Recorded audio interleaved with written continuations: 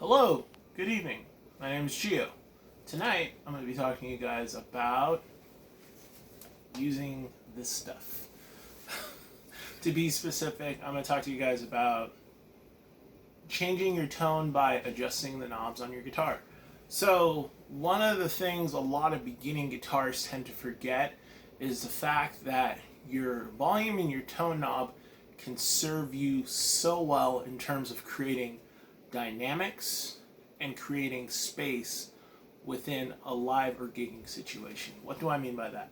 So basically, let's say you're at the gig, right? And you're playing some rhythm, and you decide to be in the bridge pickup, right?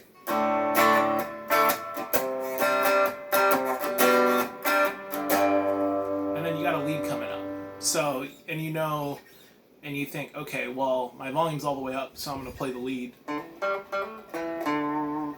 But most of the time, a lot of guitarists don't know this, but if you have the volume cranked all the way up and you have a lead coming up, most of the time you're going to get buried in the mix because your drummer's going to be hitting harder, your bass player is going to be it's going to hit the notes more clearly.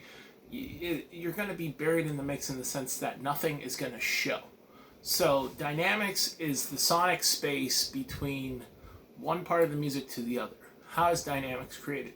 Dynamics is created through a couple different concepts. One of them is technique. So there's clearly different dynamics when you're playing with a pick compared to playing with your fingers. So here's an example. So let's say I play this lick right here, or not this lick, this chord progression in the key of D. So we're going to play D. We're going to play a C.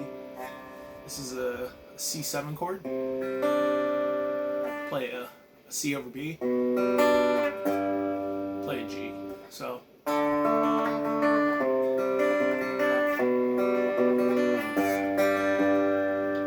obviously that sounds nice and it's pretty and it's quiet. How does it sound with a pick?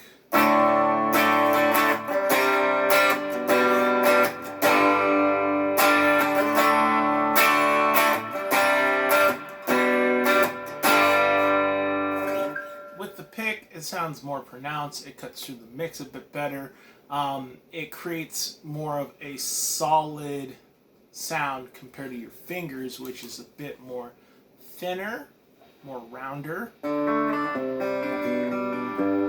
but it's warmer, it's more inviting to kind of finger pick your way through a song.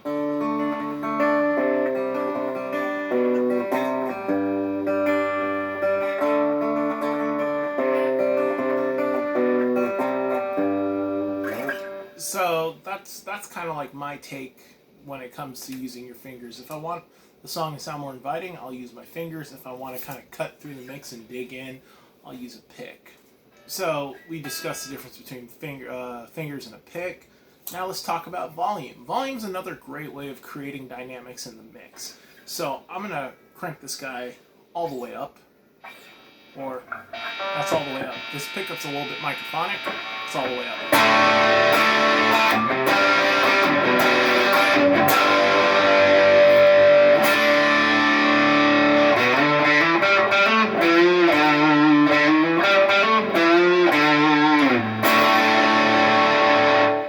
So when you crank a guitar all the way up and you're playing with the band and all you're hearing is this,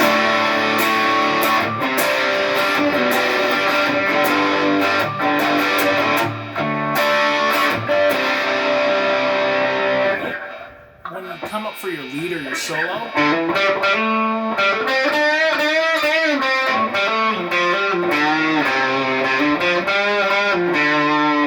there's no sonic shift, there's no dynamic. So obviously at that point, you got to tell yourself, okay, I want to create dynamics in the mix. What do I do? Turn your shit down.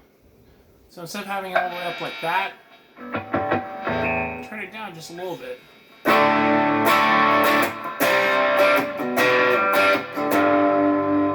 then when you go into the solo,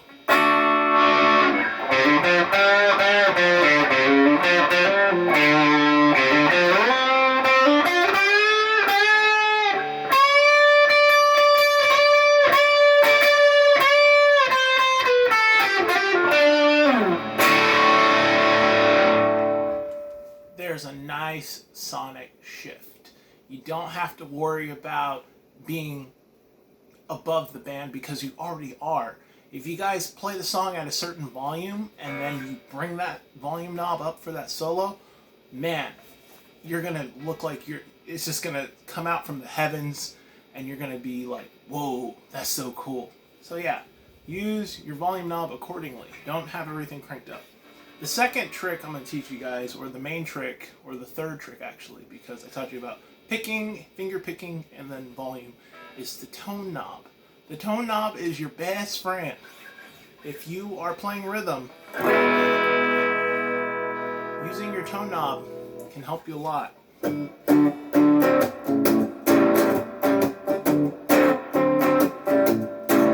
That's the bridge pickup.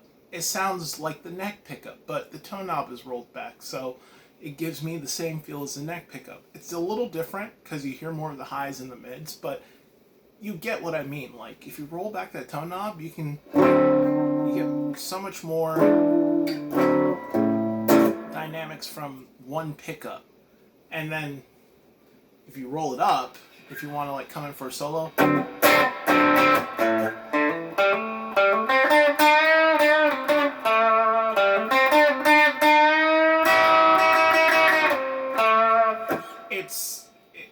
it's a world's difference. So tone knob's very important. Tone knob on the neck position, on the other hand. So let's say the tone knob's all the way up. I go to the neck. Very bassy, but you can still hear the notes and there's clarity. There's still some mids and trebles. Let's roll it back. Let's roll the volume all the way up.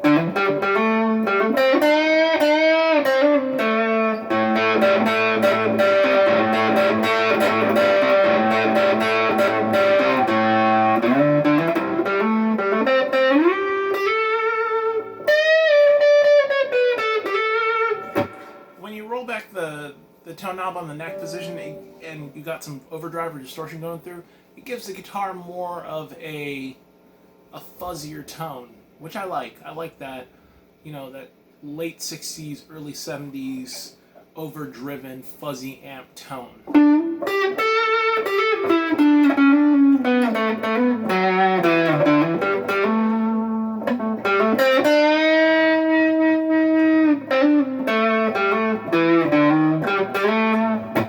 It's like my go-to lead tone.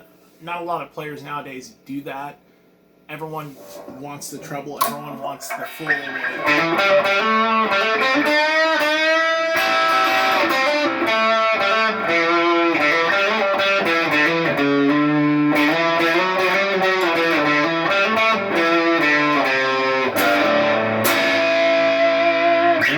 Everyone wants that. I kind of like it a little bit more subtler. I kind of like it to where, there's some warmth to it.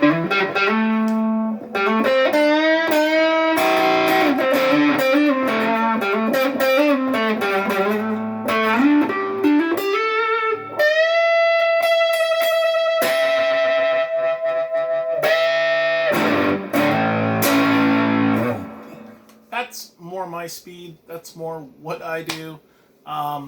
It's all based upon your ear. What you like. What do you like to hear? But the neck pickup and the tone rolled back is my lead tone compared to the bridge pickup with the tone rolled up.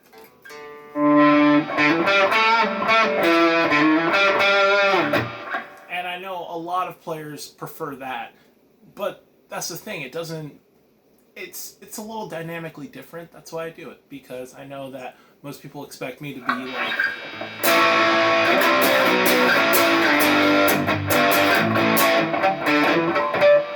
I miss a bunch of notes.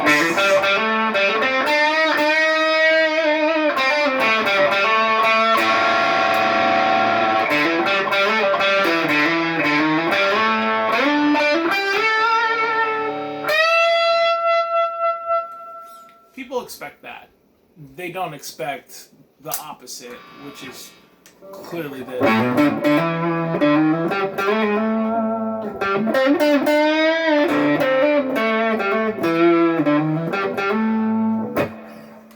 Both techniques have their place in music. Both techniques are valuable. both techniques should be utilized carefully. But obviously, guitarists, turn your knobs. Your knobs are your friends. Your switches are your friends. These things can make your instrument sound more the way you want it to than a bunch of pedals. And this is saying a lot because I'm a guy that loves effects pedals and loves distortion and fuzz, all the loud pedals. I love it. But this will get you closer to more of what's in here, and obviously what you think you want to hear. So yeah, that's the end of the video tonight. Turn your knobs, turn your switches, play with your guitar. Have a good one, guys.